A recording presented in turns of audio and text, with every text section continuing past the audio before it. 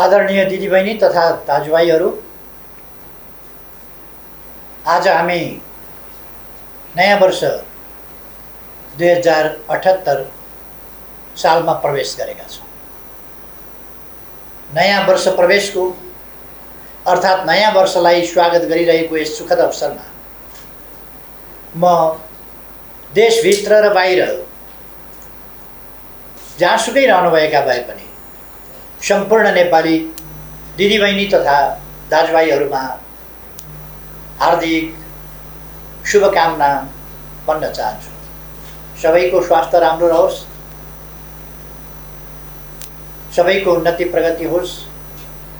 यस वर्ष नयाँ वर्षमा सबैमा सफलता मिलोस्। धेरै धेरै शुभकामना। 2077 साल हामीबाट बिदा भएको छ। 77 सालमा हामीले विश्वले पहिले कहिल्यै नदेखेको कोभिड-19 जस्तो महामारीको अप्रत्याशित रूपमा सामना गर्नु पर्यो। यद्यपि त्यो महामारी 77 साल प्रारम्भ हुनभन्दा अगाडि नै प्रकट भइसकेको थियो, तर सबभन्दा बढी असर सामाजिक जनजीवनमा, अर्थतन्त्रमा, शिक्षामा, अनेक पक्षहरूमा 77 सालले त्यसबाट वर्षभरि नै आक्रान्त रहनु पर्यो। हामीले त्यसलाई कार्तिकबाट नियन्त्रण गर्दै ल्याएका थियौँ, तर फेरि चैत्रको सुरुबाट यसले आफूलाई फेरि अगाडि बढाउन थालेको छ। यस घडीमा हामी 77 सालको त्यो पीडा त्यसै रूपमा दोहोरिन नपाओस्, त्यसले तीव्र सङ्क्रमण हुन नपाओस्, त्यसले जनधनको क्षति गर्न नपाओस्, त्यसले अर्थतन्त्रलाई प्रतिकूल असर पार्न नपाओस्, रोजगारीका अवसरहरू खोज्न नपाओस्, आर्थिक वृद्धि दर र हाम्रा विकासका आकांक्षाहरूमा प्रतिकूल असर पार्न नपाओस् भनेर हामी सजग हुनुपर्ने आवश्यकता रहेको छ। यति बेला म सम्पूर्ण दाजुभाइ दिदीबहिनीहरूलाई कोभिड-19 को महामारीबाट सतर्क रहन, सरकारले जारी गरेका, स्वास्थ्य मन्त्रालयले जारी गरेका मापदण्डहरूको पालना गर्न र चिकित्सकहरूका परामर्शलाई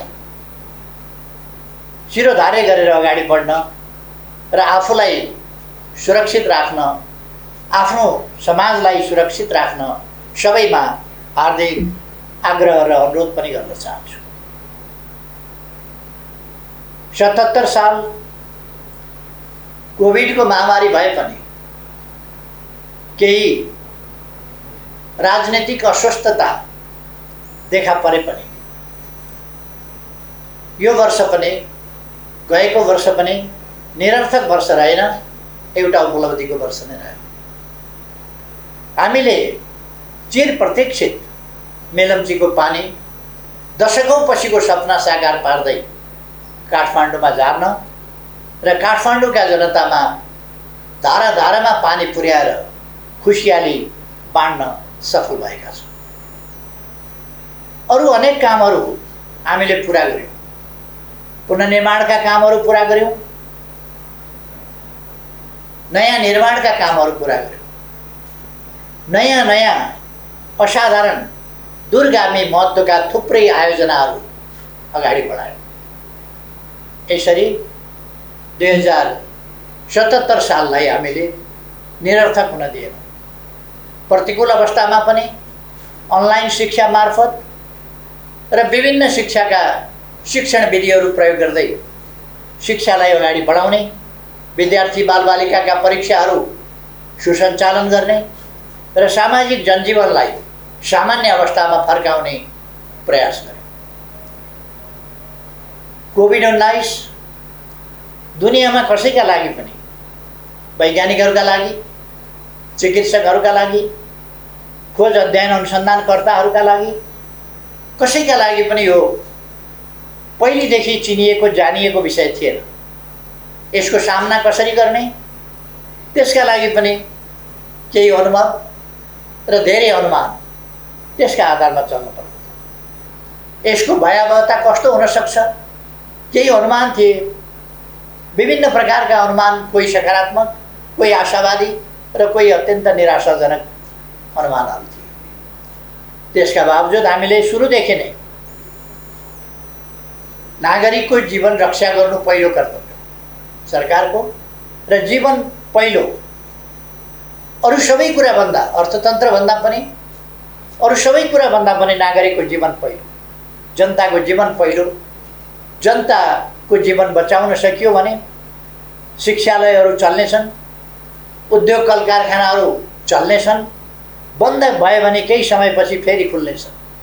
तर नागरिकको जीवन नै रहेन भने कुनै पनि कुरा सुचारू हुन सक्दैन, फेरि कुनै पनि कुरा चल्न सक्दैन।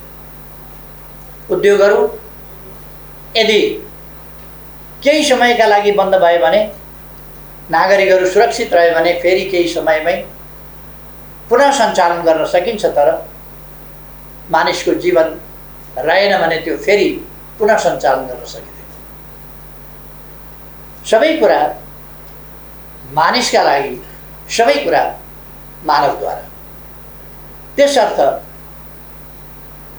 हामीले जीवनको सुरक्षालाई प्राथमिक महत्त्वमा राखेर हाम्रा सबै कोभिड विरुद्धका गतिविधिहरू सञ्चालन गर्यौँ। त्यसले गर्दा हाम्रा सही नीतिकै कारणले हामी असफल भएनौँ।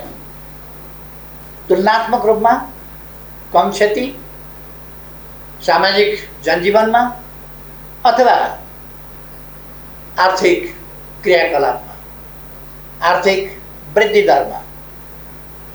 यद्यपि समग्र आर्थिक वृद्धि दरमा केही प्रतिकूल असरहरू परे, तर त्यसो भए पनि हामी ऋणात्मक दिशामा जान परेन। हाम्रा कृषि उपजहरूमा वृद्धि दर राम्रै रह्यो। अरू विभिन्न क्षेत्रहरूमा पनि हामीले कृषि दर, वृद्धि दर राम्रै गर्यौँ। हाम्रो व्यापार घाटा सन्तुलनतर्फ फर्काउने प्रयास गएको 77 सालमा पनि जारी रह्यो र हामीले व्यापार घाटाको ग्यापलाई कम गर्दै लाने दिशामा थोरै भए पनि केही सफलता प्राप्त गर्यौँ। अर्थात् गएको वर्ष हामीले सफलताको वर्ष नै मान्नुपर्छ, असफलताको वर्ष होइन। जसरी त्यसभन्दा अघिल्लो वर्ष हामीले राजनीतिक हिसाबले पृथकतावाद र पृथकतावादी सोचलाई देशबाट अन्त्य गरेर राष्ट्रिय एकतातर्फको एउटा महत्त्वपूर्ण सफलता हासिल गरेका थियौँ। संविधानको सर्वस्वीकार्यताको सन्दर्भमा महत्त्वपूर्ण पाइला चालेका थियौँ र सफलता प्राप्त गरेका थियौँ। यस वर्ष हिंसाको बाटो लिइरहेको समूहलाई शान्तिपूर्ण राजनीतिको मूलधारमा फर्काउने सफलता प्राप्त गरेर हामीले अर्को सफलता प्राप्त गर्यौँ कि अब देशमा हिंसाको राजनीति छैन, अर्थात् राजनीतिलाई हिंसाको माध्यमबाट आफ्ना उद्देश्य प्राप्त गर्ने तरिका अवलम्बन गर्ने कुनै समूह छैन। अर्थात् अब राजनीतिक अभिष्ट संवैधानिक र शान्तिपूर्ण राजनीतिको मूलधारबाटै प्राप्त गर्न सकिन्छ। वास्तवमा अब जनतामा सार्वभौम सत्ता रहेको छ, जनता नै सार्वभौम सत्ता सम्पन्न हुन् र सम्पूर्ण राज्य शक्तिका स्रोत हतियार वा अरू कुनै चिज होइन, हिंसा होइन, जनता, जनताको मन र जनताको अभिमत, त्यो नै वास्तवमा राजनीतिको निर्धारक तत्त्व हो र त्यसैबाट जनताको सार्वभौम सत्ता वास्तविक अर्थमा प्रतिबिम्बित हुन्छ। त्यसर्थ यस सन्दर्भमा हामीले ठुला सफलताहरू प्राप्त गरेका छौँ। गएको वर्ष नै हामीले नयाँ नयाँ कामहरू गऱ्यौँ। पहिले केही मात्रै सभागृहहरू थिए। 77 सालमा धेरै सभागृहहरू बने, सुचारू भए।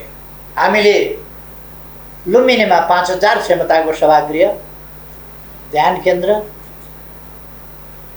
त्यसको निर्माण कार्य सम्पन्न गरेका छौँ। गोदावरीमा निर्माण कार्य 3000 क्षमताको सभा हलको, त्यसको पनि सकिसकेका छौँ। अरू थुप्रै ठाउँहरूमा सभा हलहरू, नत्र भने पहिले पोखराको सभा हल, यो राष्ट्रिय सभागृह, प्रज्ञा प्रतिष्ठानको सभा हल लगायतका केही र अन्तर्राष्ट्रिय सभागृह, यति मात्रै थिए। यस ठाउँमा अब थुप्रै सभागृह भएको छ। हामी कहाँ 70 वर्ष अघि ठुलो परिवर्तन भयो। हामी नयाँ युगमा प्रवेश गर्यौँ। वास्तवमा भन्ने हो भने जनप्रतिनिधित्वको युगमा पुग्यौँ। तर जनप्रतिनिधित्वको युगमा आइसक्दा पनि हामीले जनप्रतिनिधिहरू सामेल हुने सर्वोच्च संस्था निर्वाचित गरे पनि त्यो सर्वोच्च संस्था बसेर छलफल गर्ने, निर्णय गर्ने, देशका बारेमा, जनताका बारेमा, देश र जनतालाई कसरी सुविधा पुर्याउने, कसरी अगाडि बढाउने भन्ने सम्बन्धमा निर्णय गर्ने थलो सर्वोच्च विधायिका भवन, संसद भवन हामीसँग थिएन। गत वर्ष नै हामीले संसदीय भवनको कामलाई अगाडि बढाएका छौँ र त्यो हाम्रो नजिकै निर्माण भइरहेको छ। यस्ता थुप्रै निर्माण कार्यहरू सम्पन्न भएका छन्। हामीले थुप्रै जनतामा आशा जगाउने कामहरू गरेका छौँ। कतिपय कोणहरूबाट केही पनि भएन, केही पनि भएको छैन भन्ने हल्ला चलाउने, जनतालाई निराश बनाउने, जनतामा असन्तुष्टि भड्काउने प्रयासहरू भइरहे पनि सरकार त्यसबाट किञ्चित विचलित भएन। हामीले आशा जगाउने कामहरू, जनतामा आशा जगाउने कामहरू र सरकारका क्रियाकलापहरूप्रति भरोसा जगाउने कामहरू र भविष्यप्रति आशा र विश्वास जगाउने कामहरू लगातार गर्यौँ। हामीले बाटाहरूको सन्दर्भमा भन्ने हो भने थुप्रै बाटा, दिनमा 5.5 किलोमिटरभन्दा बढी बाटो, प्रतिदिन 5.5 किलोमिटर बाटो बनेको छ यस बीचमा। र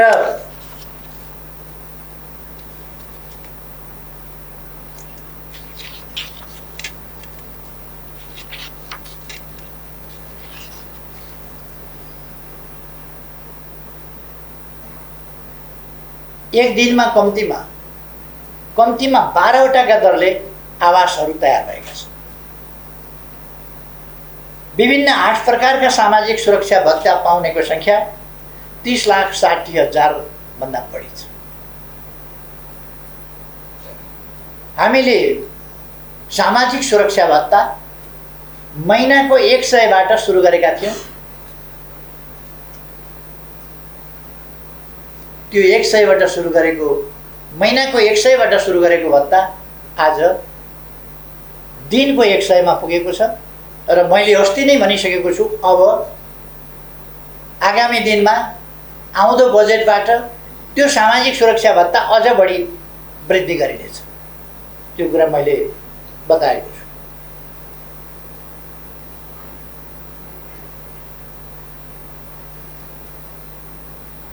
यस अवधिमा सामाजिक सुरक्षा भत्ता प्राप्त गर्ने संख्या थपिएको छ र त्यो लगभग 5 लाखको संख्यामा थपिएको छ। श्रमिकहरूका लागि औपचारिक र अनौपचारिक दुईटै क्षेत्र समेट्ने गरी हामीले योगदानमा आधारित सामाजिक सुरक्षा एउटा नयाँ अवधारणा ल्याएका छौँ र त्यसलाई कार्यान्वयन गरेका छौँ। यो 2075 मङ्सिर 11 गतेबाटै हामीले सुरु गरेका थियौँ। यस्ता थुप्रै कामहरू हामीले गरेका छौँ। मैले सडकको कुरा गरेँ, 5.5 किलोमिटरभन्दा बढी सडक हामी प्रतिदिन निर्माण गरिरहेका छौँ। हरेक दिन कम्तीमा एउटाभन्दा बढ्ताका दरले झोलुङ्गे पुल, हरेक दोस्रो दिन कम्तीमा एउटा सडक पुल, हरेक तेस्रो दिन एउटा ग्रामीण सडक पुल यस ढङ्गले निर्माण गरेको छ। पूर्वमा जाने हो भने भद्रपुर गलगलिया मेची खोलामा पुल बनेको छ। पश्चिममा जाने हो भने गड्डा चौकीमा पुल बनेको छ महाकाली। पूर्वदेखि पश्चिमसम्म हामीले नदी करिडरहरू, महाकाली करिडरदेखि लिएर कोशी करिडरसम्म विभिन्न करिडरहरू निर्माण गरेका छौँ। विभिन्न नाकाहरू खोलेका छौँ। उत्तर दक्षिणका बाटाहरू लिङ्क रोडका रूपमा, राजमार्गका रूपमा बनाएका छौँ। मध्य पहाडी राजमार्ग, जसलाई हामी पुष्पलाल राजमार्ग भन्छौँ, पुष्पलाल राजमार्ग तीव्रतर ढङ्गमा बनिरहेको छ र स्तरोन्नति पनि भइरहेको छ। मदन भण्डारी राजमार्गको निर्माणको वेग तीव्र छ। मैले भनिरहनु पर्दैन, पूर्वदेखि पश्चिमसम्मका दाजुभाइ दिदीबहिनीहरूले देखिरहनु भएको छ कुन ढङ्गले मदन भण्डारी राजमार्गको निर्माण भइरहेको छ। पूर्व पश्चिम राजमार्ग स्तरोन्नति गर्ने काम, त्यसलाई चौडा बनाउने काम विभिन्न ठाउँमा हामीले अगाडि बढाइरहेका छौँ र यसलाई केही वर्षभित्र हामी पुरा गर्दैछौँ।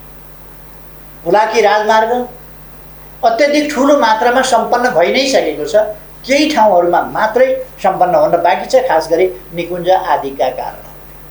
नत्र भने हामीले त्यसलाई पनि निर्माण गरिसकेका छौँ। अरू राजमार्गबाट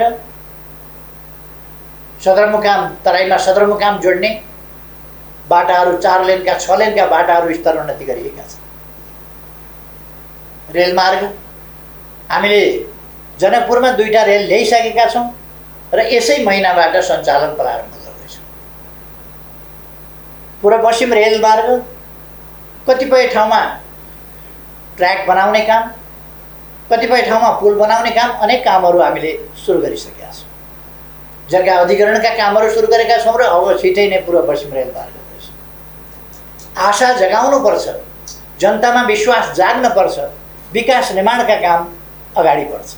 यो कुरा हामीले रेलको चर्चा गऱ्यौँ आज कोशीमा, गण्डकीमा।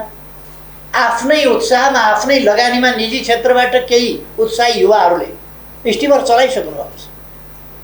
अब 13 मिनटमा भोजपुर पुग्न सकिन्छ, 11 मिनटमा भोजपुर पुग्न सकिन्छ र भोजपुरबाट चतरा धाम होइन तर चतरा बजारसम्म आउन सकिन्छ। यसरी हामीले ठुलो प्रगति यी विभिन्न क्षेत्रहरूमा गरेका छौँ।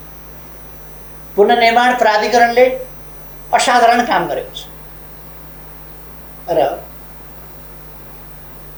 हामीले भनिरहनु पर्ला जस्तो लाग्दैन। रानी पोखरी हामीले शिलान्यास गरिसक्यौँ। धरहरा जो भीमसेन स्तम्भको रूपमा चिनिएको त्यो धरहरा हामीले यही महिनाको 11 गते, अब 10 दिनपछि धरहरा लिफ्टबाट बालबालिका, ज्येष्ठ नागरिक समेत लिफ्टबाट सुर माथि जान सक्ने र त्यसको कौशीबाट वरिपरि काठमाडौँको दृश्यावलोकन गर्न सकिने एउटा उपहारको रूपमा फेरि नेपाली जनता समक्ष हामी लोकार्पण गर्दैछौँ 11 गते। यस प्रकार विभिन्न प्रकारका कामहरू हामीले हवाई मैदानहरूको स्तरोन्नति गरेका छौँ। नयाँ हवाई मैदानहरू निर्माण गरेका छौँ। कतिपयलाई राति नचल्ने ठाउँबाट राति चल्ने बनाएका छौँ, कतिपयलाई विस्तार गरेका छौँ। त्रिभुवन अन्तर्राष्ट्रिय विमानस्थल कसैले पनि विदेशीहरू आउँदा अहिले पहिले आएका विदेशीहरूले भन्छन् अन्तर्राष्ट्रिय त्रिभुवन अन्तर्राष्ट्रिय विमानस्थलमा झर्ने बित्तिकै नयाँपन अनुभव हुन्छ। त्यसपछि काठमाडौँ छिर्ने बित्तिकै नयाँपन अनुभूति हुन्छ। अर्थात् हामीले समयलाई प्रतिकूलताका बीचमा पनि खेर जान दिएका छैनौँ। थुप्रै विद्यालय भवनहरू निर्माण गरेका छौँ। दरबार हाई स्कुल 6 गते पाटन ढोकामा जापानको सहयोगमा भव्य उच्च माध्यमिक विद्यालय हामी त्यहाँ उद्घाटन गर्दैछौँ। कतिपयले यसलाई अर्थहीन भने, कसैले यसलाई प्रचार मात्रै भने। मेलम्चीको सपना, मेलम्चीको पानी ल्याउने सपना धारा धारामा बाँडेर पुरा गर्नु गफ मात्रै होइन। यसमा जस लिने श्रेय लिने, कसैले के भने कसैले के भने, तर हामीलाई जस वा श्रेय लिने त्यसको होडबाजीमा सामेल हुन रहर छैन। हामीलाई जस चाहिएको होइन, हामीलाई काम चाहिएको। हामीलाई कामलाई सफल बनाउनु छ, देशलाई अगाडि बढाउनु छ, जनतालाई सुविधा पुर्याउनु छ। हामीलाई देशबाट गरिबी हटाउनु छ, देशलाई माथि उठाउनु छ, पछौटेपनबाट अगाडि बढाउनु छ, देशलाई आधुनिकीकरण गर्नु छ, हामीलाई विज्ञान प्रविधिको प्रयोग गर्नु छ र हामीले डिजिटल नेपाल भनेका छौँ। डिजिटल नेपालको क्षेत्रमा हामीले कृषिलाई पनि आधुनिक प्रविधिको प्रयोग गरेर अगाडि बढाउने काम हामीले गरेका छौँ। नयाँ पिँढी विद्यालय, शिक्षालय, विभिन्न ठाउँहरू वा अरू ठाउँहरू, आज एउटै ठाउँबाट हामी विभिन्न आयोजनाहरू सिंहदरबारबाट कसरी बनिरहेका छन् भनेर हेर्न सक्छौँ।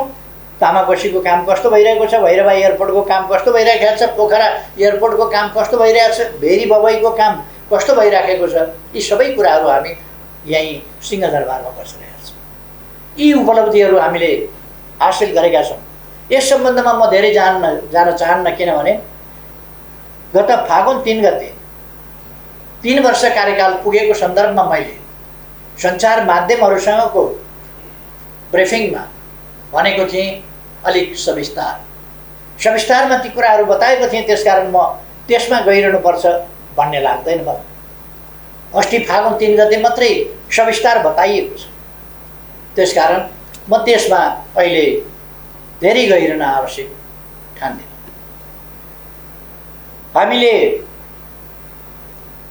पर्यटन क्षेत्र समस्याग्रस्त भएको देखेका छौँ र अब आगामी दिनहरूमा हामी पर्यटन क्षेत्रका कमीहरूलाई, त्यसलाई कसरी पुनरुत्थान गर्न सकिन्छ, पर्यटन क्षेत्रको र पर्यटन क्षेत्रलाई प्रभावकारी ढङ्गले अगाडि बढाउन सकिन्छ, त्यसमा ध्यान दिनेछ। तर त्यसका लागि र अरू आर्थिक क्रियाकलाप र तिनको सफलताका लागि म सबैमा आग्रह गर्न चाहन्छु, हामी कोभिडबाट सुरक्षित हुनु पर्यो। कोभिडका प्रोटोकल्स, त्यसका मापदण्डहरू, सरकारले जारी गरेका जानकारीहरू र सरकारले गरेका आग्रहहरूलाई पालना गरौँ र त्यसअनुसार आफू सुरक्षित बनौँ, अरूलाई पनि सुरक्षित बनाऊँ। त्यसो गऱ्यौँ भने हामी हाम्रो जनजीवनलाई पनि सुचारू बनाउन सक्छौँ। कतिपयले आजै लकडाउन हुन्छ, भरे नै लकडाउन हुन्छ, भोलि नै लकडाउन हुन्छ भन्ने हल्ला चलाएको देखिन्छ। सरकार सकेसम्म लकडाउनमा जान चाहँदैन, तर हामीले हेक्का राख्नु पर्दछ। युरोपका देशहरू, कतिपय देशहरू, विकसित भनिएका कतिपय देशहरू जब महामारी भत्तै फैलियो, त्यस्तो अवस्थामा लकडाउन गर्न बाध्य छ। दोस्रो चरणमा, तेस्रो चरणमा फैलिएको त्यो लहरबाट बच्नका लागि लकडाउनको सहारा लिनुपर्ने अवस्था छ। हामी चाहन्छौँ अहिले नै अरू विधिबाटै, हाम्रो सतर्कताको विधिबाट हामी परिस्थितिलाई बिग्रिन नदिउँ र त्यहाँ पुग्न नदिउँ भन्ने मैले आग्रह गरेको छु। अस्ति मैले बोल्दा लकडाउन गर्ने धम्की दियो भन्ने पनि केहीले भने। म धम्की कसलाई दिन्छु? म धम्की दिने हैसियत पनि राख्दिनँ, धम्की दिनुलाई उचित पनि ठान्दिनँ। मैले त्यस्तो अवस्था नआओस् भन्ने कुरामा हामीले ध्यान दिनुपर्छ। परिस्थिति बिग्रियो भने त्यहाँ पनि पुग्न सक्छ, त्यसकारण सजग हुनुपर्छ भनेर अपिल गरेको थिएँ। तसर्थ म आग्रह गर्न चाहन्छु, हामी सतर्क बनेर अगाडि जान आवश्यक छ। यसबीचमा हामीले जमिनहरूको digital map, digital soil map भनेर हामीले कुन जमिन कस्तो छ भन्ने कुराको अध्ययन यहीँबाट गर्न सकिने गरी सोइल म्यापिङ गरिसकेका छ। त्यसबाट हाम्रो जमिन कुन ठाउँमा केमा रुखो छ, केमा मलिलो छ, कुन बालीका लागि उपयुक्त छ जस्ता कुराहरूको माटोको परीक्षण त्यही गएर माटो उठाएर ल्याउनु पर्दैन। हामीले मेसिनबाट आकाशबाटै गरेको एक्सरेबाट ती कुराहरू सबै आउँछ। हामीले डिजिटलाइज गरेका छौँ मालपोत कार्यालय, थुप्रै ठाउँहरूलाई हामीले डिजिटलाइज गरेका छौँ, नागरिक एप्स बनाएका छौँ। मैले अघि नै भने 77 साल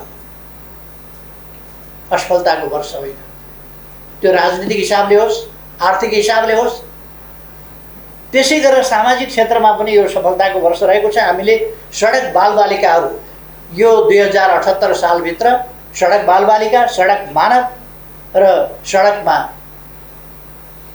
भिक्षामदेही भन्ने स्थिति अन्त्य गर्ने त्यो कुराहरू पुरा गर्छौँ भनेर भनेका छौँ।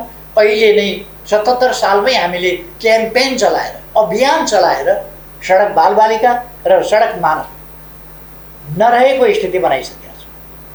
पूर्ण रूपमा हामी यस सालभित्र त्यो गरिसक्छौँ। जो बालबालिकाले अभिभावक गुमाएका छन् त्यस्ता बालबालिकाको अभिभावक सरकार छ। जो ज्येष्ठ नागरिकहरूले सहारा गुमाएका छन् उनीहरूको सहारा सरकार छ। जसले विभिन्न कारणले भिख मागेर हिँड्नु पर्ने स्थिति सिर्जना भएको छ, त्यो स्थितिको अन्त्य गर्न र वास्तविक अर्थमा त्यस्तो अवस्था छ भने त्यसलाई अन्त्य गरेर एउटा सम्मानित जीवन बाँच्न पाउने त्यस स्थितिको निर्माण सरकारले गर्छ भनेर हामीले भनेका छौँ।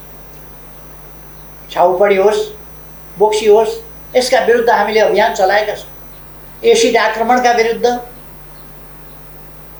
हामीले अध्यादेश, त्यो जरुरी कुरा बन्यो, समाजले त्यसमा सरकारको बढी ध्यानआकर्षण पनि गर्यो। त्यसकारण हामीले अध्यादेशबाट एसिड आक्रमण विरुद्धको कडा कानुन ल्यायौँ। बलात्कार, बलात्कारपछिका हत्या जस्ता कुराहरूलाई नियन्त्रण गर्नका लागि कानुन ल्यायौँ। अचम्म लडेर ल्याएको संसद, मुद्दा लडेर ल्याएको संसद चल्न नदिएर, संविधानले भनेको पहिलो दिन प्रस्तुत गर्न पर्ने अध्यादेश संसदमा प्रस्तुत गर्न नदिएर एउटा अप्रिय र अशोभनीय स्थितिको निर्माण भएको छ। एमसीसी, नेपाली कांग्रेस र नेकपा माओवादी सरकारमा हुँदा एमसीसी सम्झौता गरियो। त्यो निर्णयार्थ हामीले संसदमा टेबल गरेका छौँ र टेबलमा निर्णयार्थ प्रस्तुत गरिएको छैन। हामी त्यसको माग गरिरहेका छौँ र त्यसरी सरकारले प्रस्तुत गरिसकेपछि निर्णयार्थ प्रस्तुत नगर्ने भनेको संवैधानिक कुनै अधिकार कसैसँग हुँदैन, त्यो गर्नै पर्ने हुन्छ। तर संविधानै नमान्ने, जिद्दी गर्ने त्यो प्रवृत्ति हामी झेलिरहेका छौँ। हामी चाहन्छौँ फाटोको खेती होइन, आपसमा परस्परमा वैमनस्यता र घृणा होइन। आजको हाम्रो आवश्यकता राष्ट्रिय एकता, अनेकतालाई हटाएर, विमतिलाई हटाएर, दूरीलाई हटाएर निकटता कायम गर्ने, अनेकतालाई एकतातर्फ ल्याउने यी प्रयासहरू र राष्ट्रिय एकता कायम गर्ने र हाम्रा सम्पूर्ण सामर्थ्य र शक्तिहरू देश विकासका निम्ति प्रयोग गर्नुपर्ने आजको आवश्यकता। त्यस आवश्यकतातिर म सबैको ध्यानआकर्षण गर्न चाहन्छु। अब यस नयाँ वर्षमा हामी नयाँ कामहरू थालना गर्दैछौँ। अब केही समयपछि मेरो कित्ता भन्ने कार्यक्रम, जो किसानहरूका लागि आफ्नो धनीपूर्जा, आफ्नो कित्ता आफू बसेकै ठाउँबाट एप्सबाटै हेर्न सक्ने गरी मेरो कित्ता कार्यक्रम शुभारम्भ हुँदैछ। यस कार्यक्रमको केही घन्टाभित्रै अथवा हामी यस्ता कार्यक्रमबाट सुरु गर्दैछौँ जो आधुनिकीकरणतर्फको, डिजिटल प्रयोगतर्फको, प्रविधि सबभन्दा ताजा, सबभन्दा पछिल्लो प्रविधिको प्रयोग गर्दै अगाडि बढ्ने त्यस काममा हामी लागिरहेका छौँ। हामी आज पुरस्कृत सम्मानित हुने राष्ट्रिय जीवनका विभिन्न क्षेत्रमा विभिन्न ढङ्गले महत्त्वपूर्ण सेवा गर्ने राष्ट्रसेवकहरूदेखि लिएर समाजसेवीहरूसम्म उद्यमी व्यवसायीहरूसम्म विभिन्न तह तबकाका महानुभावहरूलाई सम्मानित गर्ने कार्यक्रम पनि यसपछि तुरुन्तै गर्दैछ। मेरो किता भन्ने कार्यक्रम एकैछिनमा सुरु गर्दैछ। यस्ता थुप्रै कार्यक्रमहरूबाट आजै हामी लोकतान्त्रिक आन्दोलन, जनआन्दोलन, सशस्त्र द्वन्द्वमा विभिन्न ढङ्गले पीडित भएका व्यक्तिहरू, योगदान गरेका व्यक्तिहरूलाई प्रतीकात्मक ढङ्गले सम्मान गर्ने त्यो कार्यक्रम पनि आज हामी प्रारम्भ गर्दैछौँ।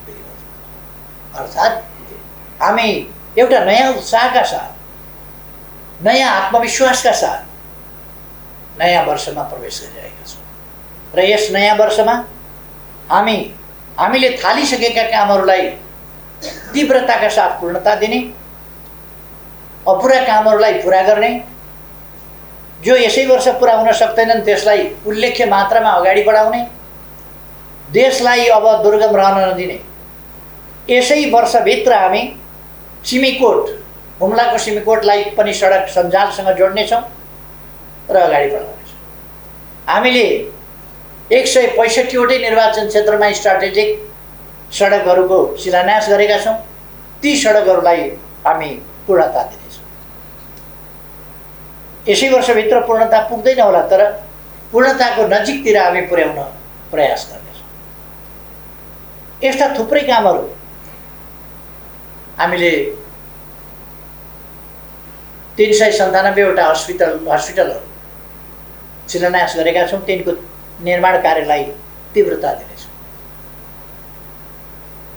सेनाको ब्याङ्करबाट ब्यारेकसम्म, ब्याङ्कर टु ब्यारेक कार्यक्रमलाई अझ प्रभावकारी ढङ्गले अगाडि बढाउनेछौँ। विभिन्न विश्वविद्यालयहरू सुरु गरेका छौँ या सुरु गर्दैछौँ, तिनलाई अगाडि बढाउँदैछौँ। अस्पताल, विद्यालय, विश्वविद्यालय र विभिन्न प्राविधिक शिक्षालयहरू, तिनीहरूको व्यापक मात्रामा स्थापना गर्ने अगाडि बढाउने काम गरेका छौँ। अहिले जनताको मनोबल उठेको छ, आत्मविश्वास बढेको छ, नेपाली हुनुको गर्व अनुभूति भएको छ। त्यसै कारण 12औं दक्षिण एसियाली खेलकुदमा हामीले जम्मा 3वटा स्वर्ण पदक जितेका थियौँ, तर 13औंमा आइपुग्दा खासै सुविधा धेरै वृद्धि हुन सकेका छैन होला, तर आत्मविश्वास र मनोबल बढेको छ। त्यसै कारण हामीले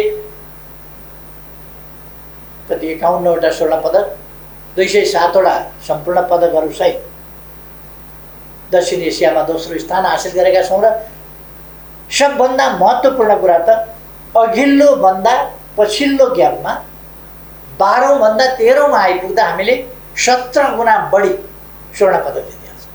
17 गुणा बढी। यो सानो उपलब्धि होइन र यस उपलब्धिका पछाडि सबभन्दा महत्त्वपूर्ण कुरा वास्तवमा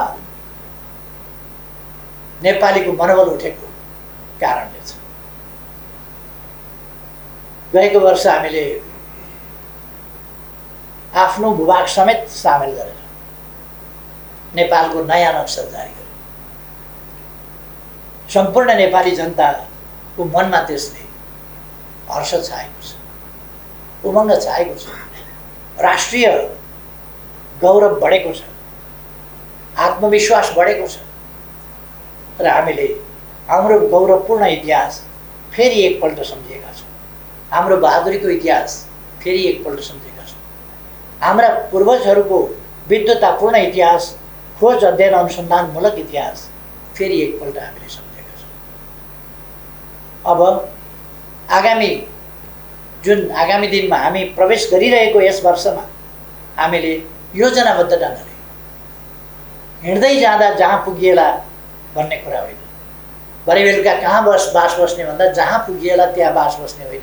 हाम्रो बास बस्ने ठेगान छ, हामी पुग्ने गन्तव्य छ। कहाँ विश्राम गर्छौँ, अन्तिम कहाँ पुग्ने गन्तव्य हो। कुन बाटोबाट हामी अगाडि बढ्छौँ, यी कुरा हो। हामीले समाजका कुनै पनि पक्ष, चाहे ती सेवाका पक्ष हुन्, चाहे पर्यटनका पक्ष हुन्, चाहे उद्योगका पक्ष हुन्, चाहे कृषिका पक्ष हुन्, गएको फागुन 10 गतेदेखि 16 गतेसम्ममा मात्रै 7वटा प्रदेशमा हामीले ठुला ठुला नयाँ औद्योगिक क्षेत्रहरूको शिलान्यास गरेका छौँ र आमन्त्रण गरेका छौँ दुनियाँलाई कि यहाँ लगानी गर्नुहोस्। लगानीका निम्ति शान्तिपूर्ण वातावरण निर्माणको हिसाबले अनुकूल वातावरण बनेको छ र श्रम समस्याहरूको सम्बन्धमा एउटा राम्रो वातावरण बनेको छ। श्रमिक, श्रमदाता र सरकारका बीचको समन्वय र सहकार्यमा नै तत् क्षेत्रका कानुन नीति नियमहरू निर्माण गर्ने र त्यस क्षेत्रलाई सहज ढङ्गले विकासको मार्गमा अगाडि बढाउने कामहरू भएका छन्। ती कामहरूलाई आगामी दिनमा हामी अझ तीव्रताका साथ अगाडि बढाउनेछौँ। म यस घडीमा सम्पूर्ण दाजुभाइ दिदीबहिनीहरूलाई विभिन्न प्रकारका हल्लाहरूका पछाडि नअल्मलिन, राष्ट्र निर्माणका काममा ढुक्कले आत्मविश्वासका साथ अगाडि बढ्न, निराशा जगाउन खोजिएका प्रयासहरूलाई अस्वीकार गर्न र आशावादिता आफूमा लिएर अगाडि बढ्न सबैमा हार्दिक आग्रह गर्न चाहन्छु। हामी सबैको निष्ठा देशप्रति, देशका जनताप्रति, हामी सबैको निष्ठा मानव जातिको सर्वोपरि हितको रक्षाप्रति। हामीले अन्तर्राष्ट्रिय क्षेत्रमा हाम्रा राष्ट्रिय हितहरूलाई रक्षा गर्दै, तिनीहरूलाई सम्वर्धन गर्दै र हामीले भनेका छौँ राष्ट्रिय हितको प्रश्नमा जहिले पनि न्यायोचितता र अन्तर्राष्ट्रिय उत्तरदायित्व यी पक्षहरूलाई हामीले बिर्सनु हुँदैन। न्याय बिनाको या न्यायरहित राष्ट्रिय हित राष्ट्रिय अहङ्कार हुन सक्छ अथवा अन्यायपूर्ण राष्ट्रिय हित हुन सक्छ। त्यस कुरामा हामी सजग हुनुपर्छ। हामी आफू पनि न्यायसहितको र अन्तर्राष्ट्रिय उत्तरदायित्व सहितको, शान्तिको पक्षको, न्यायको पक्षको, विकासको पक्षको, समानताको पक्षको यस्तो अन्तर्राष्ट्रिय सम्बन्धको पक्ष पोषण गर्छ र अरू सबै विश्वसँग पनि हामी त्यही अपेक्षा गर्छौँ। विश्वलाई शान्ति आवश्यकता छ, विकासका निम्ति शान्ति आवश्यकता छ, मानवीय सुखका निम्ति, निर्भय वातावरणका निम्ति, अमन चयनका निम्ति शान्तिपूर्ण वातावरण आवश्यक छ। त्यसकारण हामीले शान्तिपूर्ण वातावरण अरू कसैले निर्माण गर्ने होइन, दुनियाँका विभिन्न देशका नेतृत्ववर्गले यसमा गम्भीरताका साथ सोच्नु पर्दछ। अबको विश्वलाई हामीले भयमुक्त विश्व, त्रासमुक्त विश्व, समानतायुक्त विश्व, मानिसले सम्मानजनक जीवन जिउन पाउने विश्व, जैविक र मानवीय आवश्यकताको न्यूनतम न्यायोचित परिपूर्तिबाट प्रारम्भ गरेर सम्पूर्ण आवश्यकताहरूको यथोचित न्यायोचित परिपूर्ति र सुरक्षित र सम्मानित जीवन, यस्तो विश्व बनाउनका निम्ति म आग्रह गर्न चाहन्छु। हामीले हाम्रो सामाजिक जीवनका कुनै पनि क्षेत्रलाई छोडेका छैनौँ, बिर्सेका छैनौँ भनेर मैले भने। चाहे अपाङ्गता भएका व्यक्तिहरूको सन्दर्भ होस्, अशक्तता भएका व्यक्तिहरूको सन्दर्भ होस्, अथवा सामाजिक जीवनका अरू क्षेत्रहरू, युवाहरूका भावनाको कुरा होस्, युवाहरूका समस्याहरू समाधानको कुरा होस्, त्यसप्रति सरकार सजग छ र सजगताका साथ युवा शक्तिलाई साथ लिएर अगाडि बढ्न चाहन्छ। हिजो द्वन्द्वका कारणले गाउँ बस्न सकेनन्, हिजो द्वन्द्वका कारणले सहर आएर पनि धर भएन, जीविका चल्ने स्थिति भएन र विदेश जाने एउटा सिलसिला सुरु भयो र त्यसले लहरको रूप लियो। अब आज त्यस्तो अवस्था होइन। विदेश बढी असुरक्षित छ, विदेश बढी कष्टपूर्ण छ। त्यसकारण हामी देशभित्रै बसौँ, देश निर्माणका काममा जुटौँ, उपलब्ध रोजगारीका अवसरहरू प्रयोग गरौँ र उपलब्धको प्रयोग गरौँ, उपयुक्तको खोजी गरौँ। सरकार रोजगारीका अवसरहरू युवाहरूलाई उपलब्ध गराउन चाहन्छ र उपयुक्त रोजगारीका अवसरको खोजी गर्दै ती पनि उपलब्ध गराउन चाहन्छ। त्यसकारण म आग्रह गर्न चाहन्छु हाम्रो युवा समुदायसँग, जो रोजगारी उपलब्ध छ त्यसको प्रयोग गरौँ। उपयुक्त प्रकारको रोजगारी यो होइन भन्ने ठानिएको छ भने त्यो क्रमशः उपलब्ध रोजगारीको प्रयोग गर्दै जाँदा हामी त्यसलाई प्रयोग गर्न प्राप्त गर्न सक्छौँ र भोलि देशको विकाससँगै रोजगारीका अवसरहरू, रोजगारीका अवसरसँगै देशको विकास अन्योन्याश्रित ढङ्गले अगाडि बढ्नेछ। हामी ओलाङचुङ गोलाको बाटोबाट तिब्बत जोड्ने कुरा होस्, किमा थाङ्काको बाटोबाट तिब्बत जोड्ने कुरा होस्, दक्षिणतर्फ त हामीले बाटाहरू जोडेका छौँ, थुप्रै पुलहरू निर्माण गरेका छौँ। अब डुबानका समस्या हामी समाधान गर्दैछौँ। हामी चाँदनी धोधारामा 10 क्युमेक्स पानी लगेर शारदाको ब्यारेजबाट पानी, त्यहाँको टनेलबाट, शारदाको टनेलबाट, क्यानेलबाट पानी उपलब्ध गराउँदैछौँ। त्यसर्थ म आशावादिताका साथ अगाडि बढाउँछु। सुनकोशी मरिन डाइभर्सन हामीले शिलान्यास गऱ्यौँ। 31 मेगावाट विद्युत समेत त्यहाँबाट निस्किँदैछ र मैले भनेको छु, जब हामी सुनकोशीमा ड्याम बाँध्न थाल्छौँ, सँगसँगै अरू सबै काम थालिनुपर्छ र सुनकोशीको ड्याम पुरा भएका दिन सुरुङ पनि तयार भइसकेका हुनुपर्छ, पावर हाउस पनि तयार भइसकेका हुनुपर्छ, पावर हाउसबाट निस्किएको बिजुली बोक्ने ट्रान्समिसन लाइन पनि तयार भइसकेका हुनुपर्छ, बागमतीमा बाँध पनि बाँधिसकेका हुनुपर्छ र त्यो बाँधेको बाँधबाट खेतसम्म पानी लाने नहर पनि खनिसकेका हुनुपर्छ। यो तालमेलका साथ काम अगाडि बढेको हुनुपर्छ भनेर मैले निर्देश पनि गरिसकेको छु। यसले मैले पहिले प्रदेश नम्बर 2 को प्रदेश सभालाई सम्बोधन गर्दा भनेको थिएँ कि हामी सुनकोशीको पानी पहाड वाल पारेर त्यहाँ सुरुङ खनेर मरिनमा झार्नेछौँ र सिँचाइ गर्नेछौँ। 1,85,000 बिघा, त्यसबाट 12 रौतहट, सर्लाही, महोत्तरी, धनुषाका 1,85,000 बिघा जमिन त्यसले सिँचाइ गर्छ। अर्को आयोजना हामी सुरु गर्दैछौँ त्यहाँ सुनकोशी कमला डाइभर्सन, जसबाट 1,70,000 बिघा थप सिँचाइ हुनेछ। अर्थात् तराईको मोटामोटी सिँचाइको समस्या पुरा हुनेछ। त्यसलाई हामी पुरा गर्दैछौँ र कृषिको आधुनिकीकरणमा यसले ठुलो योगदान पुर्याउँछ। तमर, चिस्याङ, नौमुरे जलविद्युत आयोजनाबाट, त्यो बहुद्देश्यीय आयोजनाबाट गरिने कपिलवस्तु लगायतको सिँचाइको प्रबन्धदेखि लिएर अरू थुप्रै कामहरू भेरी बबई तयार हुने लागेका छ र हामी बाटा निर्माणहरूको सन्दर्भमा पनि, सडक निर्माणको सन्दर्भमा पनि र आवश्यकता परेमा अरू प्रकारका पनि फास्ट ट्र्याक अगाडि बढिरहेको छ र त्यहाँ पनि लामा 2टा टनेल बन्दैछ। हामी टनेल युगमा प्रवेश गर्नका लागि बाटाको क्षेत्रमा यो थानकोट नौबिसे सडक, त्यसबाट पनि देखिएको छ हामी टनेल युगमा प्रवेश गरेका छौँ। अब काठमाडौँवासीलाई एउटा सजिलो के पनि भएको छ भने टनेल निर्माण कसरी भइरहेको छ त्यो हेर्न जाने, टनेल कसरी निर्माण हुँदो रहेछ, कसरी अब टनेलबाट नौबिसे छिर्ने, नौबिसेबाट काठमाडौँ छिर्ने, त्यो बाटो 3-4 किलोमिटरको बाटो भएर कसरी आउँदैछ, त्यस्ता कुरा। उत्तर दक्षिण रेल, उत्तर दक्षिण बाटा र यिनीहरूमा पनि टनेलको प्रयोग, यी कामहरू पनि हामी गर्दैछौँ। अथवा नेपाल एकपछि अर्को गरी नयाँ युगमा प्रवेश गर्दैछ।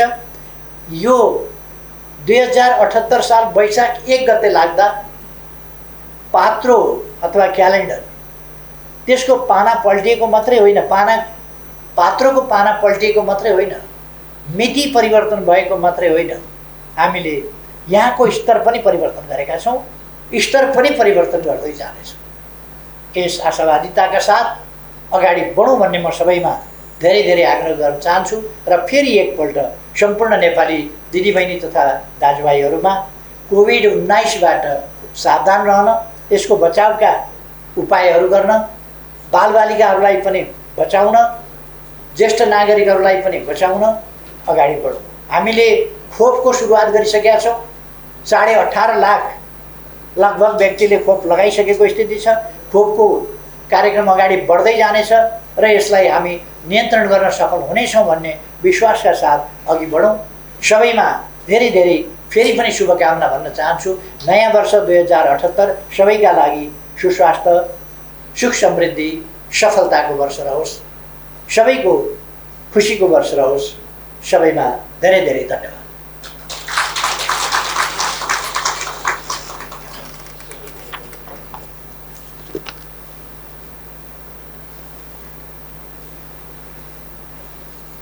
Thank you.